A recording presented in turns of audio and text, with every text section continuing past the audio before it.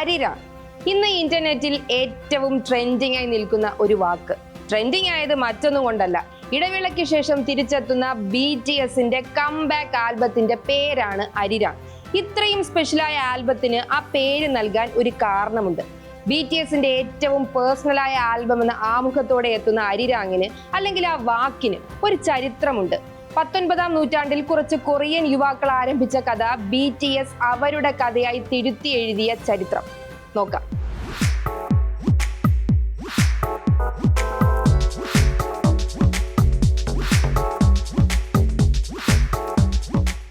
കഥ തുടങ്ങുന്നത് 1800-കളിലാണ്. കൊറിയൻ ജനതയുടെ ഐക്യത്തിന്റെയും ദേശീയതയുടെയും പ്രതീകമായ ഒരു നാടോടി ഗാനമാണ് അരിരാം. ഏകദേശം 600 വർഷത്തോളം പഴക്കമുണ്ടെന്ന് വിശ്വസിക്കപ്പെടുന്ന പാട്ടിന്റെ ഉത്ഭവ കഥകൾ പലതാണ്. നോർത്ത് കൊറിയയും സൗത്ത് കൊറിയയും ചേർന്ന് യുനെസ്കോയുടെ അദൃശ്യ സാംസ്കാരിക പൈതൃക പട്ടികയിൽ ഈ നാടോടി ഗാനം ഉൾപ്പെടുത്തിയിട്ടുമുണ്ട്. കൊറിയയുടെ അനൗദ്യോഗിക ദേശീയ ഗാനമായാണ് അരിരാം അറിയപ്പെടുന്നത്. 1896-ൽ കൊറിയയിൽ നിന്ന് അമേരിക്കയിലെ ഹോവാർഡ് യൂണിവേഴ്സിറ്റിയിൽ പഠിക്കാനെത്തിയ 7 ചെറുപ്പക്കാരാണ് ഈ പാട്ടിന്റെ രേഖപ്പെടുത്തപ്പെട്ട ആദ്യകാല റെക്കോർഡിംഗ് നടത്തി ചരിത്രത്തിൽ ഇടം പിടിച്ചത്. ആ 7 പേരെ ചരിത്രം പിന്നീട് ഹോവാർഡ് മെൻ എന്ന് വിളിച്ചു. അവരാണ് ആദ്യമായി കൊറിയൻ സാംസ്കാരിക പൈതൃകത്തിന്റെ വിത്ത് വിദേശ മണ്ണിൽ പാകിയത്. പിന്നീട് ഒരു നൂറ്റാണ്ടിനും ഇപ്പുറമാണ് BTS എത്തുന്നത്. അരിരാം എന്ന ഗാനത്തിലൂടെ ഹോവാർഡ് മെൻ ആരംഭിച്ച അല്ലെങ്കിൽ തുടങ്ങിവെച്ച ആ യാത്ര BTS അവരുടെ യാത്രയാക്കി മാറ്റി. ഇന്ന് ലോകമെമ്പാടും കൊറിയൻ സംസ്കാരം എത്തിക്കുന്നതിലും കൊറിയൻ സംഗീതം അലയടിക്കുന്നതിലും BTSന്റെ പങ്ക് വിലമതിക്കാനാവാത്തതാണ്.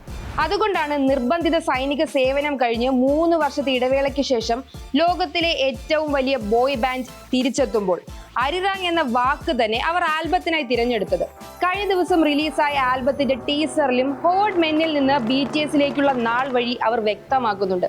ഹോവാർഡ് മെൻ നടത്തിയ ആദ്യ റെക്കോർഡിംഗിൽ നിന്ന് BTSന്റെ വരവും അവരുടെ ആഗോള വ്യാപനവും ഗ്വാങ്ഹാമൻ സ്ക്വയറിൽ നടത്തുന്ന തിരിച്ചുവരവുമാണ് ടീസറിൽ കാണിക്കുന്നത്.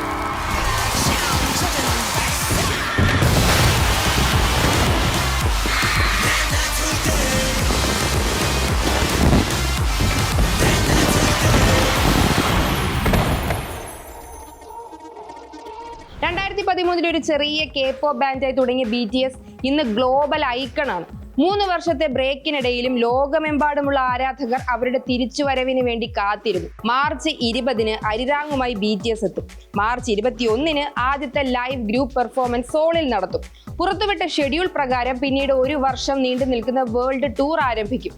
കഥ തുടങ്ങിയ ചരിത്ര പുരുഷന്മാർക്ക് ആദരമർപ്പിച്ച് സമാന്തരമായ ഒരു ചരിത്രം സൃഷ്ടിക്കാൻ തന്നെയാണ് BTS ഒരുങ്ങുന്നത്.